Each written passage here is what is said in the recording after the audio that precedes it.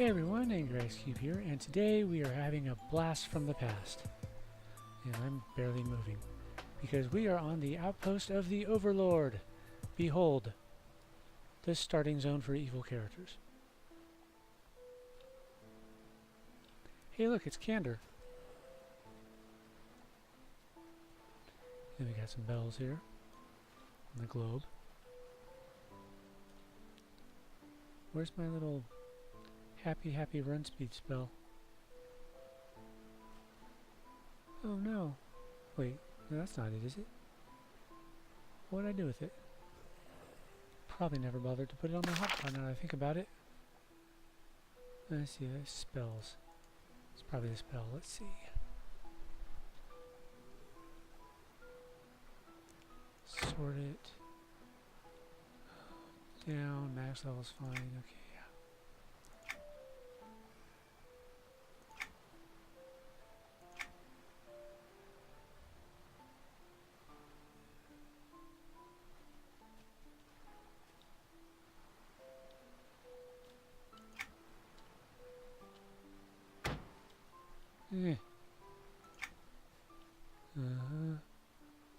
Would not be a combat art, no.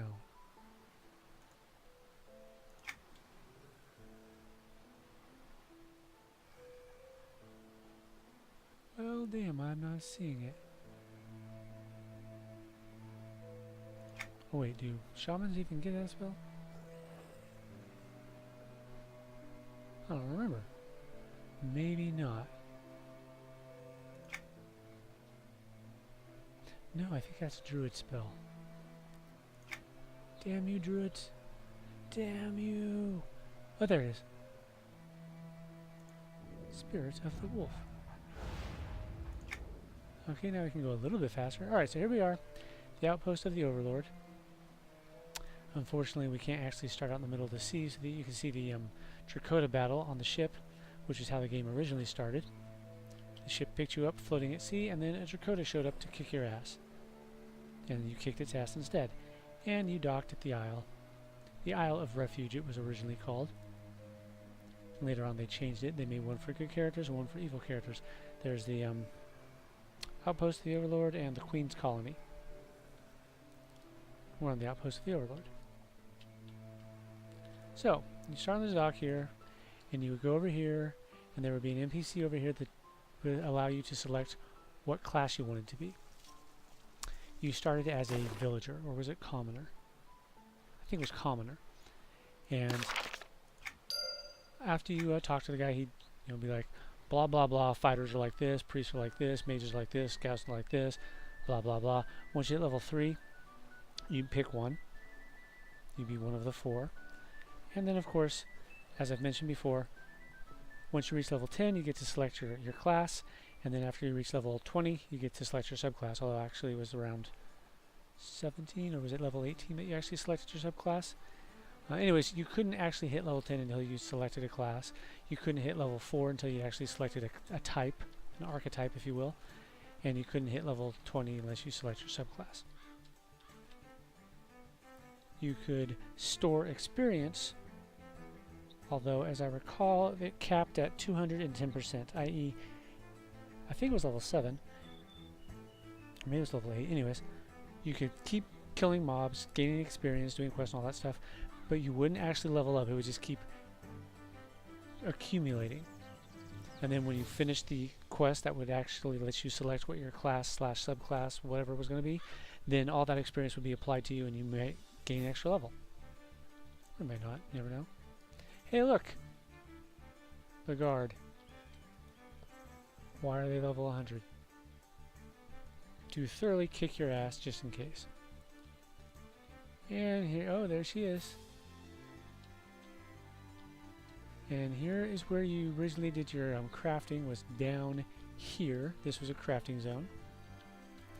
And this guy would give you, was it this guy? Can't remember.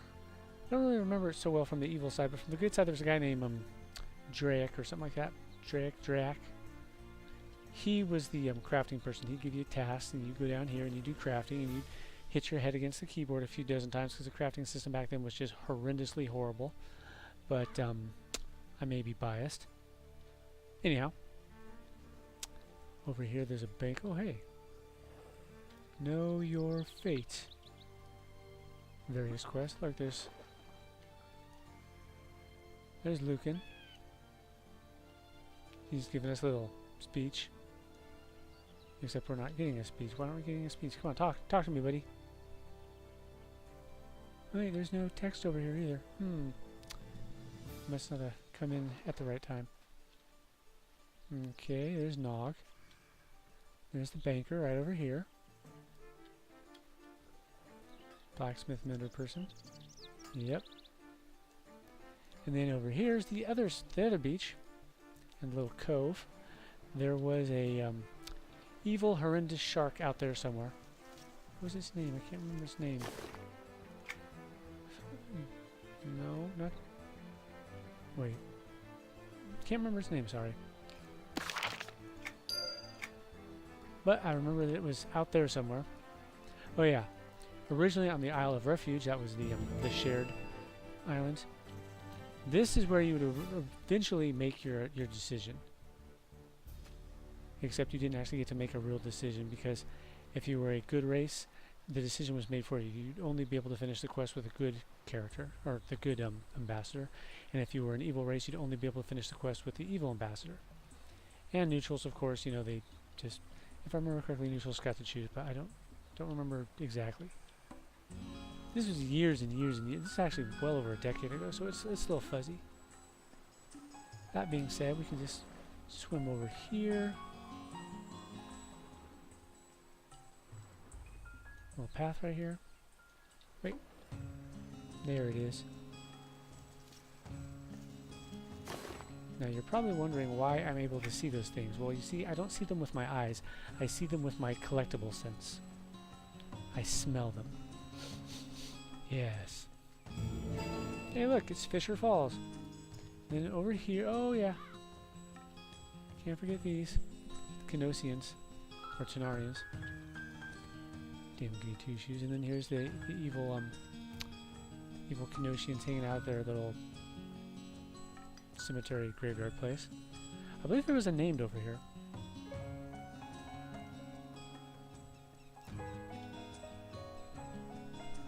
Let's see, there should be a cave over here somewhere. Is there no cave? Ah, here it is. Wait, is it? Yeah, here it is. This is where the quote-unquote boss of the zone is. All the quests lead you in here. You have to kick, I think it's Marar Shar, actually. And if you're on the good island, you'd have to fight the Dark Elf back at the entrance. Anyways, you fight the right-hand person of the city's lord, or lady, if the case may be. And you can pick up collectibles like hawk feathers here. And you listen to the little chirpy sounds of the birds. And where's the big tree house? Oh, it's right there.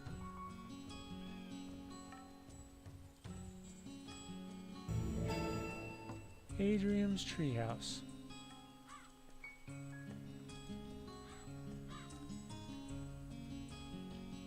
I don't see a named here. I know there was a goblin, I think, on the good treehouse. It's probably a name there though that may or may not spawn.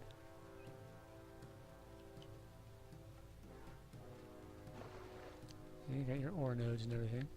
A little bit of trivia, my conjurer, Tenariel, the reason she's named Tenariel is because I made her specifically just to stay on the Isle of Refuge and mine tin clusters, because I was having a hell of a time finding them in the starter zones. So I simply changed her first name syllable from Minariel to Tenariel. Made it much easier to remember what I was doing, which was to save running around and mining tin. Tin clusters everywhere you look. Back in those days, you could only hold 20 of them at a time. You couldn't have 200s to a stack. It's kind of a pain in the ass. And we didn't have a whole lot of storage space. I believe the... oh, wow. That was interesting. Anyways, I believe the maximum slots we had available to us on the Isle of Refuge was 6. I think that was as high as you could craft at the time. And I don't believe they started us with any bags of our own. Or maybe they started us with a bag of our own, 4 slaughter. But I do remember that when I was crafting, I would generally make bags for people. And it gave me something to do while I was looking for tin clusters and whatnot. Oh, there's one.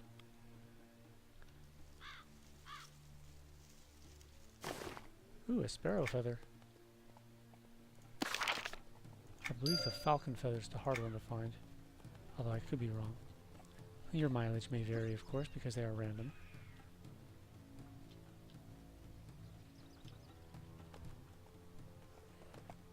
It's not going to end well for that guy. There is also a special spawned name that you can fight. Actually, let's see if there's a map. Well, it's a hawk fighter there again. Don't care about that. Okay. Ghost of Lena, for In the Name of Honor quest. Don't care. Is it over here? The Great Hawk, yeah.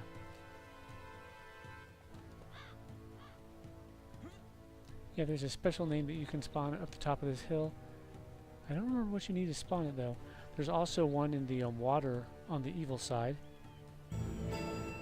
What was that thing called? The lurker, or the lurk, or something like that? I don't remember. It's a giant slime thing, kind of like the Scions of Stormhold. Remember those guys? Yeah. But yeah, there's a hawk that you can spawn up there. Oh, there it is. You have to use special items to get it to spawn and attack you, and then you can kill it.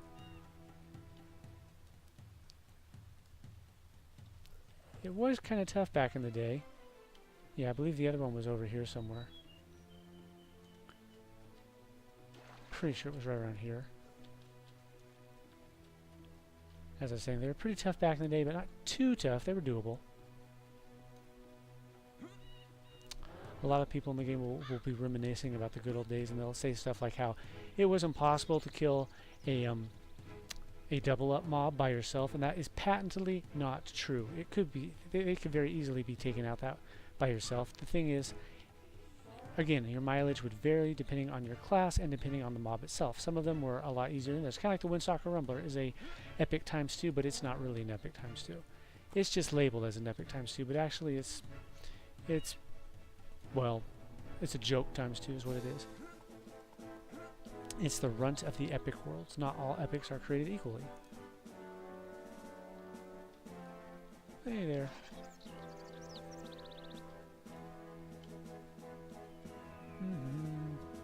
Should be. Ah, here we go. Gimme, gimme, gimme. A duck!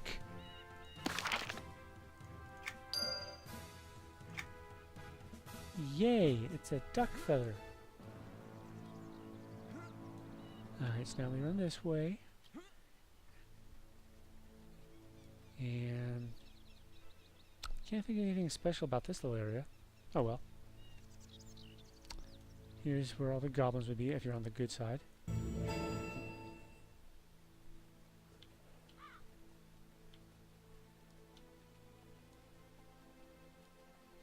Yeah, this is my old tin mining ground right here.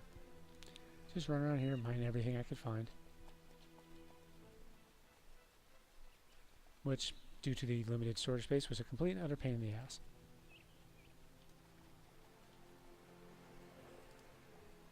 Attack or smack hive, no thank you. I don't need any honey, I've got some in the pantry. Yum. And some French bread. And luckily I went to Walmart today and for reasons I still haven't been able to discern, they actually had my beef stew. I haven't seen beef stew on the shelves there in 2 years. So I was excited, I was like yay. And on the way home I realized, you know, just the other day I was eating some French bread and I was thinking to myself, you know, if I had some beef stew, I could dip the bread into it and be like, mmm.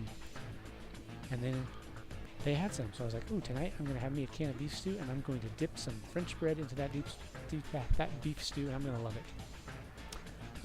Let's go over here towards where the sharky guy normally spawns. Notice I am crawling down to level 10, so level 10 is actually higher than you need to be here. Level 5 probably would have been smarter. Bladefin, that was his name. Ah, thank you. Bladefin used to spawn over here somewhere. Usually ran into him right around that area, I think.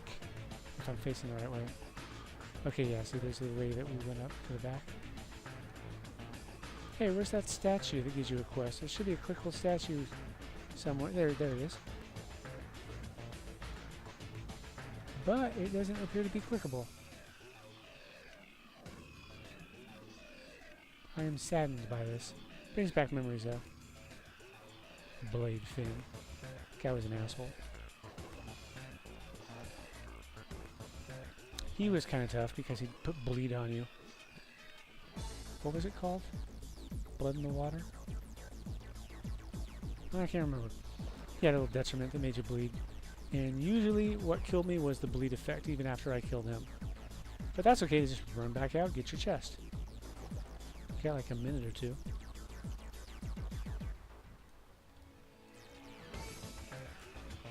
Well, let's see. I guess that's about everything I can remember about this place. Oh, wait, I can actually think of something else. If you do the Fire and Ice timeline, which had you working with Nagafin to hunt down Darthar, asshole of assholes, you will probably face him over here. He lands over there anyways. And you can fight him over there with your back to the wall so that his knockback doesn't send you flying. The first time I fought him, I came in here with a group. It was a pickup group. They were just looking for extra people, so I guess I was the pickup group. And we went in here and we fought him. But the gate was still closed because they didn't actually bother to do the zone that you're supposed to do. They just ran straight ahead because there was a glitch. You could just barely see Darthar peek his head up over the wall. He'd be all like, "Hey guys, what's up?" And someone asked me to shoot an arrow at him, so I did. And you could pull him across the wall and fight him in here, which is what we did. And we killed him, actually. It was kind of cool. Helped the guy get his prismatic, and everything was neat. But, yeah. He actually lands out there in the harbor. Spoiler, Darthar comes back to the zone. And we find another thingy. Oh, falcon feather, yay. I did get a hawk feather, cool. Eagle, that's another one that's hard to find. It's generally hard to find, not always, but yeah. And if you go up here, it looks kind of like the Oracle Tower in Antonica. Interesting, no? No.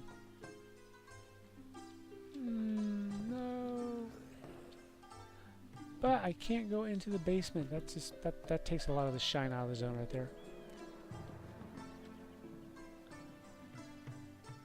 Anyway, since this is a technically evil character, I get the evil version of the zone, so I can't show you all the cool. Oh wait, there's one other area I forgot about. God, it feels like I'm moving through molasses right now. Hooah! It's right over this way somewhere.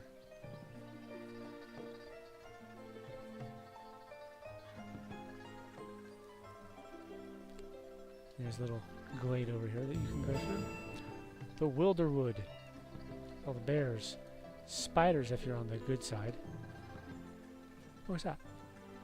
Is it an eagle feather? Probably not. Nope. Falcon feather. But yeah, if you're on the good side, there were spiders out here. And big wolves.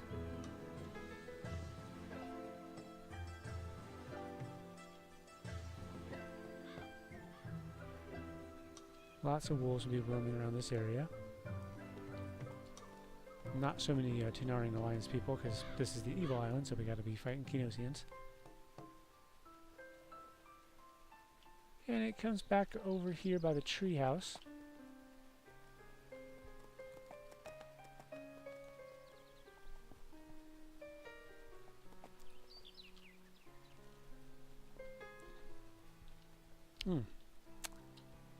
There's that waterfall.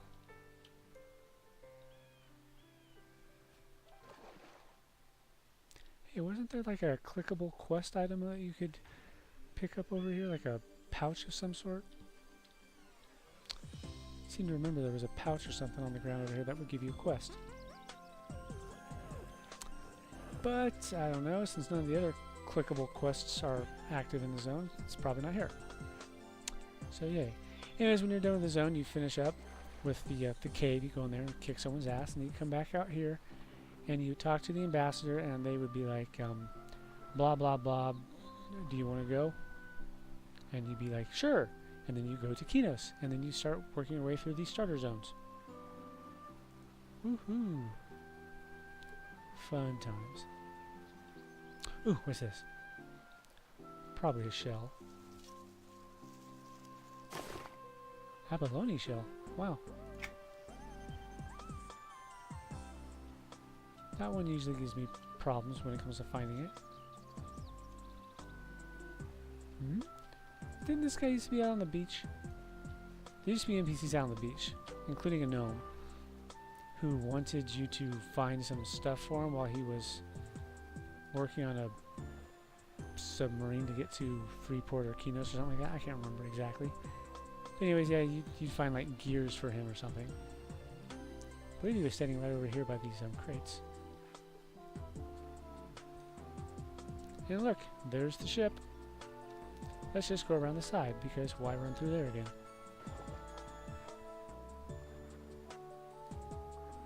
Yay, so that concludes our blast from the past. So it starts out in the middle of the ocean, having been just hauled out of the sea onto the deck of a ship to protect it against a Dracoda which attacks. Another abalone shell. Huh. I usually don't have a lot of luck finding abalone shells. Yeah, this is the captain. That's him. He'd haul you out and he'd be like, blah blah blah, we saved you, and blah blah blah. Oh no, we're under attack. And then you would learn how to walk and all this stuff, talking to the various crew members. This is how you walk. This is how you turn. This is how you jump. This is how you walk right into the mast. That sort of thing. And then a Dracoda would fly overhead. I think it was like level 1 or something like that. And you'd be like, pew, pew, pew. And then it would catch the ship on fire and fly off. And you'd be all, splash, splash, splash. This is how you use items. Run over to the barrel. Click on the barrel. Run over to the fire. Click on the fire. Yay, now you know how to play. And then you land here and yay. So there you have it. That was an abalone shell, as I recall. I don't remember if there were actually palm trees on the beach, though. It's like, they look familiar, but at the same time, they've added so much to the game now. It could have been something that they added later, and I'm just used to it, so that's why it looks familiar. It's like, I do remember this rock. This rock was definitely here. The crates were definitely here. These rocks were here. There was an NPC standing right here who would teach. I already mentioned the NPC. Hey, Candor, what's up? Is that seaweed or is that hair? It's one of the great mysteries of Norath. Never did figure it out. Oh well. And there's some rotting fish. Yum. Alright, so thanks everyone for watching, and I will catch you guys next time. Peace out, everybody. Laters.